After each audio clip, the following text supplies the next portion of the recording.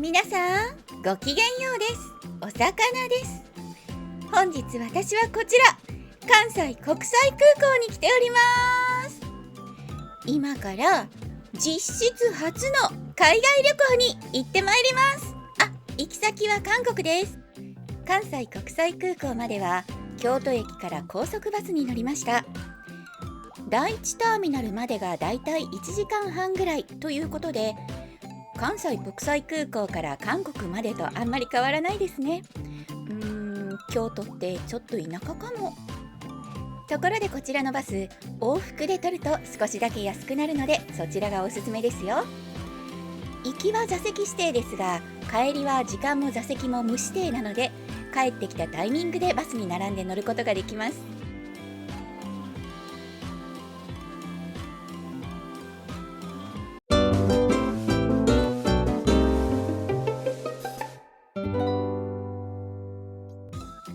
ということで関西国際空港に到着でございます。実は私ちょっと初めての海外ということで日和すぎまして、4時間ほど前、フライトの4時間ほど前に関空に着いております。ですのでこちらのフライト予定一覧にも私が乗る飛行機まだ乗ってない。乗ってる、ギリ乗ってますね。いっぱい乗ってるんですね。乗ってますけどチェックインはまだまだ始まらないよって書かれています。でも実は私オンラインチェックインを済ませているので、もうさっさと出国手続きに行けば良いのですけれども、全然分かってなかったのでしばらく放行しておりますね。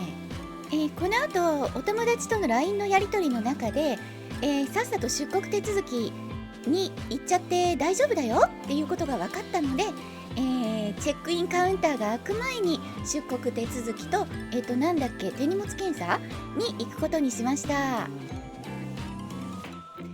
出国エリアに入るとたくさんお店があって一気に明るい雰囲気になりました。ブランド物や化粧品の免税店はもちろんなんですが、ガチャガチャのコーナーなんかもあってずいぶんポケモンが押されていました。ポケモンってやっぱり海外人気もすごいんですね、きっと。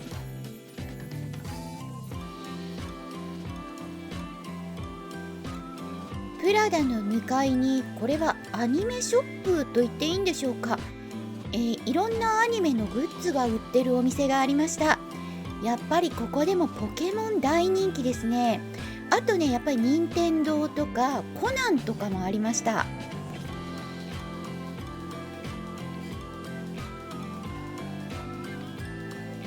ついつい購入したくなりますが、今買ってどうする。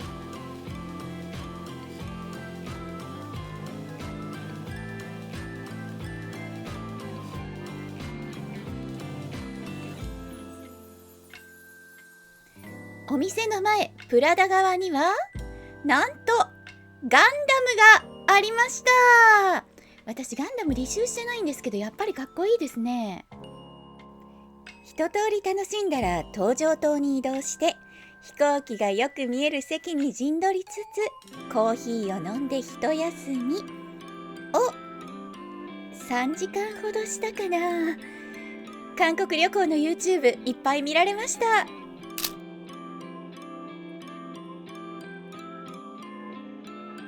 そんなこんなでいよいよ登場。狭い。これが LCC。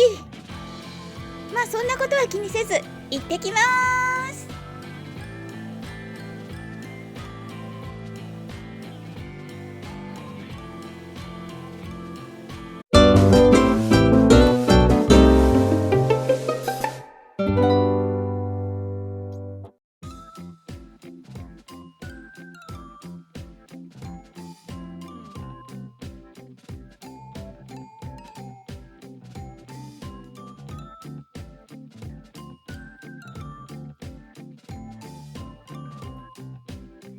さあ、韓国に到着です。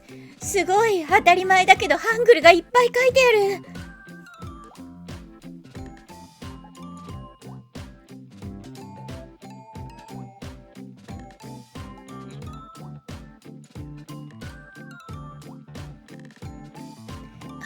でも割と英語が併記されてることが多いからなんとかなりそうかな。この機械が使えないということは分かりましたね。とりあえず電車賃として2000円だけ両替しましたので、今からこちらの機械で T マネーカードというのにお金をチャージしようと思います。この T マネーカードというのは日本でいうイコカとかピタパみたいなもので、要は交通 IC カードでございます。日本語メニューがある。最高最高。これでいけばもう指示通りにやればバッチリですよ。ちなみに私がチャージしたこのオレンジ色のカードはワウパスといって外国人用の決済カードです。だいたいクレジットカードが使えるところだったらどこでも使えるみたいで、いちいち小銭を出したりしなくていいのでとっても便利らしいです。私は日本にいる間に手に入れたんですけれども、来てから調べてみたら、仁川国際空港の中にもこのカードを購入できる機会があったみたいなので、着いてからでもいいかもしれないですね。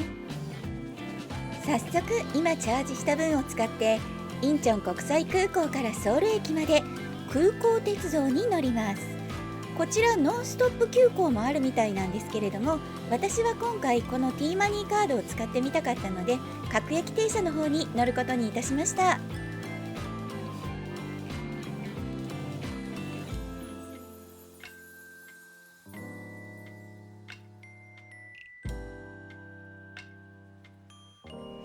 そうそう、電車といえばソウル市内の地下鉄ではこちらの気候同行カードという乗り放題チケットが使えますので、ぜひともこちら購入してみてください。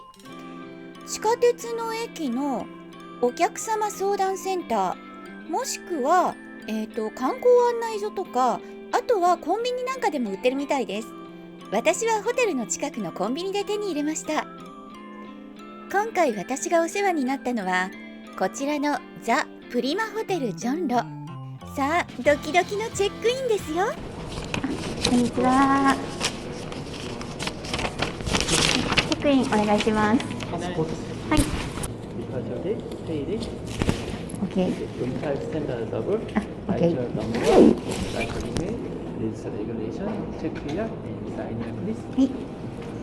チェックインスムーズに終わりました。初手日本語で言ったのが良かったのか、ずっと簡単な英語で喋ってくれたのでちゃんと私でも分かりました。よかったです。ということでお部屋に入ってみましょう。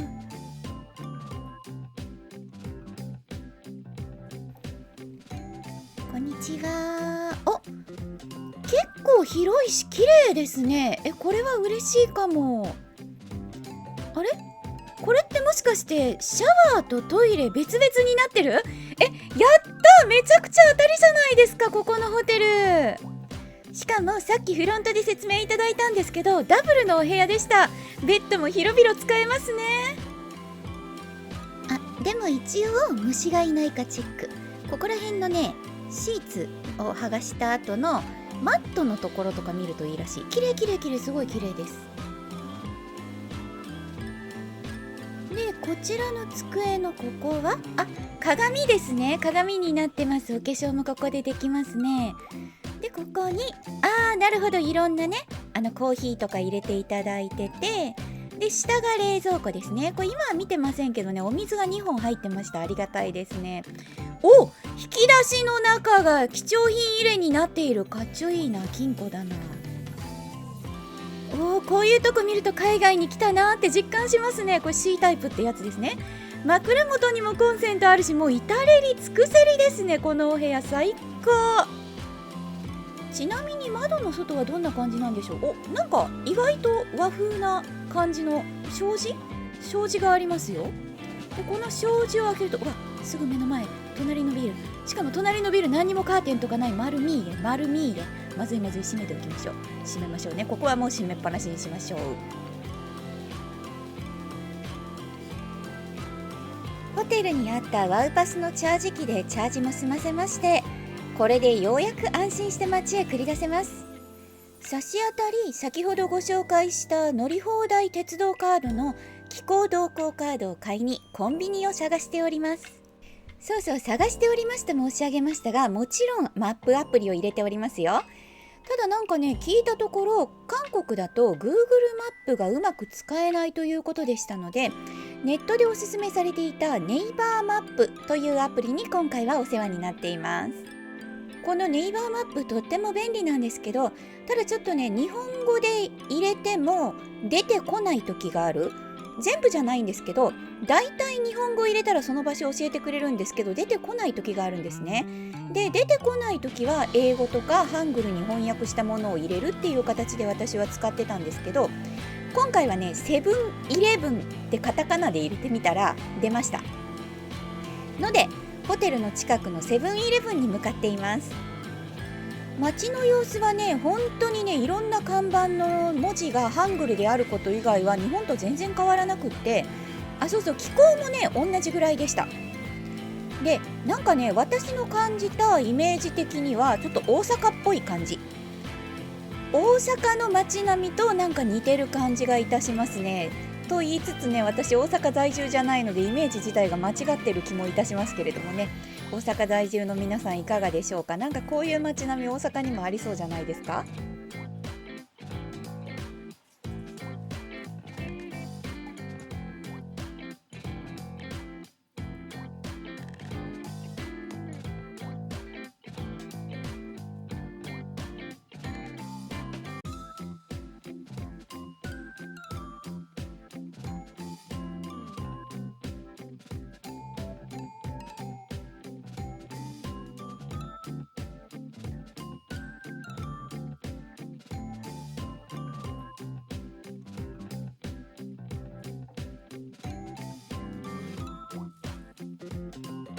しばらく歩いてたどり着いたセブンイレブン、はい、こちら。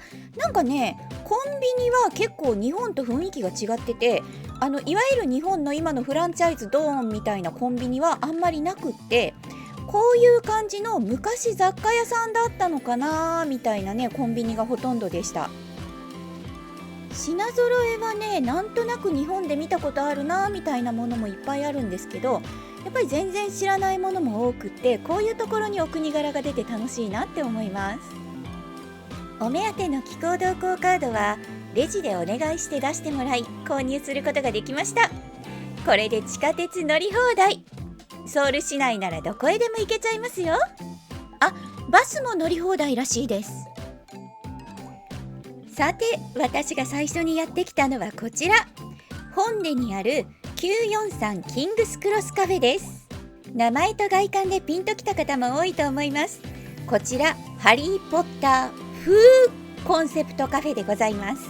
こちらカフェの側面なんですけれども、地下1階にはパブもあるよというような入り口もありました。このパブの入り口も雰囲気出てていいですよね。そしてこちらがフォトスポットでございます。はい、たくさんのほうきがありまして、この手前に置いてあるほうきにはまたがって写真を撮ることもできます。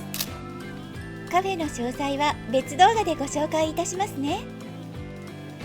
このホンデという地域は大学があったりして若者を中心としたトレンドの発信地、いわゆる学生街らしく、夜になるにつれて楽しげな人たちが増えてきました。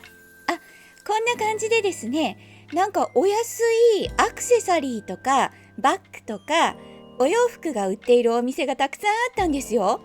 見てください、このアクセサリーの山。これね、数百円とかで売ってて、むちゃくちゃ安いな、プチプラが過ぎるなと思いながら見ておりました。もうね、どれも可愛くていっぱい欲しくなっちゃったんですけど、なんかこう逆に数がありすぎてどれを買っていいのかわからなくもなってしまいましたね。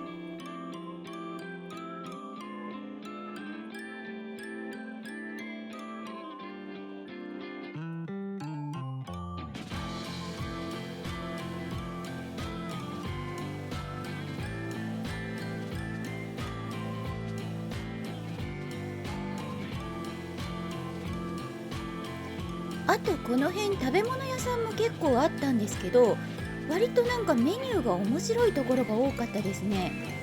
例えばこの先の看板のこれラーメン、日本のラーメンが売ってるお店があったりしました。こういうのもやっぱり韓国では日本食扱いなんですかね。日本におけるキンパとかヤンニョムチキンとかそういうのみたいな扱いなのかな。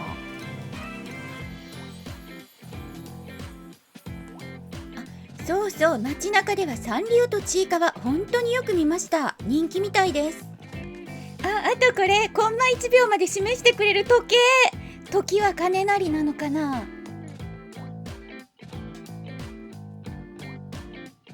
それからポップマートのフラグシップストアもありました。かわいいね。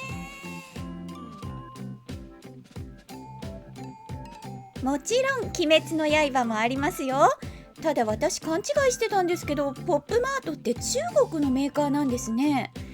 韓国のメーカーではないので、お値段は日本と同じぐらいなので今回は購入せずです。最後に立ち寄ったのが AK プラザ。こちらはですね、アニメイトが入っているということでオタクビル的なところみたいです。と思ったんですけど、いざ入ってみたら普通におしゃれな雑貨屋さんとかお化粧品とかのコーナーもあって、結構雑多な感じでお店が入ってました。そういえば昔京都駅にあったアバンティビル、今ではすっかりオタクと雑貨の店になってますけど、あそこもなんかセシル・マクビーとか入ってたんですよね。ギャルのお店の中にポツンとオタクのショップみたいな感じの時代ありましたけど、ああいう感じなんですかね。で、そうそう、こちらにもシナモロールのカフェとストアがあったんですよ。ざっと見て回った感じ、日本で見たことあるグッズばっかりかなっていう感じだったので、お買い物はしなかったんですけど、結構充実してますよね、このお店。なんか下手したら日本のちっちゃいサンリオショップよりいっぱい商品あるかもって思いました。そうそう、アイシナモロールもね、縫いがありましたよ。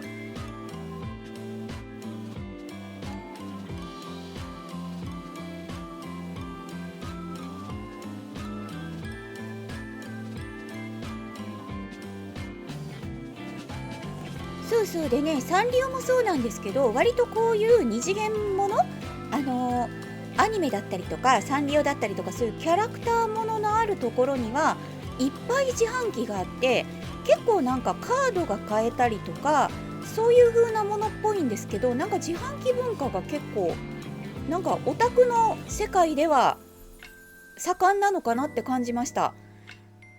なんかね、この自販機で使えるプリペイドカード的なやつが何なのかわからなくって、私が持ってるワウパスでは購入できなかったので、ちょっとどういうものかいまいちわからないんですけど、なんかオタクショップあるところ自販機いっぱいありみたいなイメージを感じましたね。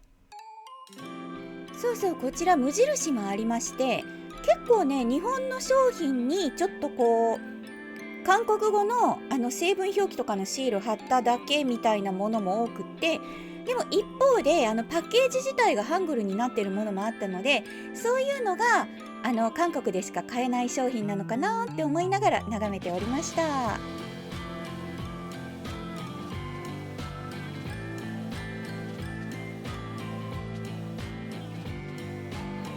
この日はブリーチ展もやってました。このビルは4階5階あたりがカルチャーとかエンタメとかアニメとかのフロアになってるらしくて、いろんなね、日本のアニメとか、多分日本のアニメなんだろうなみたいなやつのポップアップストアなんかもやってました。どこもすごくにぎわっていて、やっぱり国は違えどエンタメの力っていうのはすごいんだなっていう風に感じました。それからね、ガチャガチャあったんですよ。ガチャガチャ、バンダイさんのガチャポン。バンダイさんのガチャポンなんで、全部日本でも見たことあるやつだったんですけれども、お値段はね、ちょっと高いかほぼ同じぐらいかなって感じでしたね。ただね、この韓国のガチャポンすごい親切だなって思ったのが、こうね、残り個数がね、数字で出てるんですよ。だから中が見えなくってもどれぐらい残ってるのかがわかるから、結構こうコンプリートしたい時とかには助かるのかなって思いました。そしてもちろんありましたよ、筋肉マンのラバーストラップ。ほらほら、1段と2段がね、両方ございました。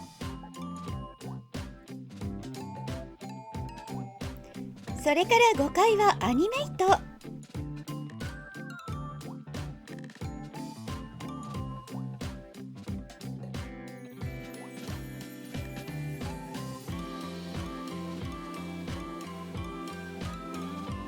やっぱりワンピースはすごい人気ですね。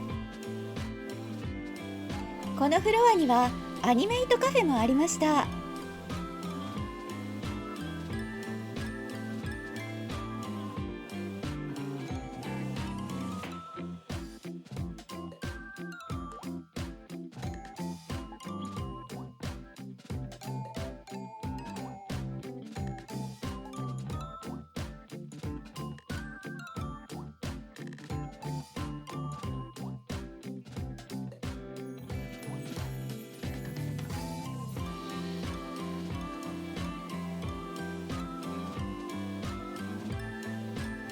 一番くじショップもありまして、でこのショップの外のところにはこういうね一番くじの自販機もあったんですよ。こんなのあるんだと思ってちょっと触ってみたんですけど、ちゃんと残りの賞、どの賞がどれだけ残ってるかっていうのも分かるようになってました。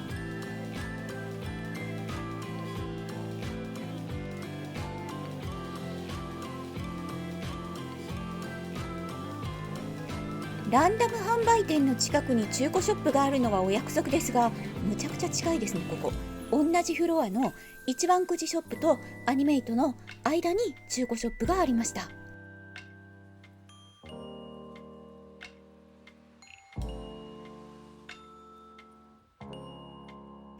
いろんなアニメが輸出されてますね。日本に住む者としてこれは誇りに思っていいんでしょうかね。嬉しいな。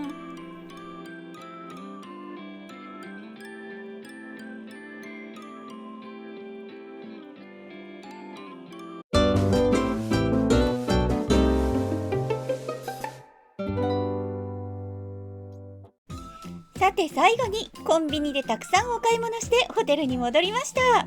なんかね、韓国のコンビニって1+1とか2+2とかいうのがいっぱいあって、要は1個買ったらもう1個あげるよとか2個買ったらもう1個あげるよみたいなやつなんですけど、日本だとこういうのってレシートにこうクーポンがついてきて次の時にもう1個あげるよみたいなのが多いんですけど、韓国はもうその場でもらえちゃうということでね、結構それにつられてねいっぱい買い物しちゃいました。特にこのねバナナウニーバナナ牛乳なんですけど、なんかねミルク濃いめですっごい美味しいんですよ。めちゃくちゃ気に入っちゃいました。あとこれヨーグルトなんですけど、これね中の容器が半分に分かれてて、半分にヨーグルト、もう半分にこれシリアルみたいなチョコのシリアルみたいなのが入ってて、こう真ん中で半分によってヨーグルトにシリアルを入れて食べるっていうものなんですけど、これもね初めてのお味ですごい美味しかったんですよ。だからねこれだったら日本にあるものでもできるから、家に帰ったらヨーグルトにチョコアとかを入れて食べてみようかなって思いました。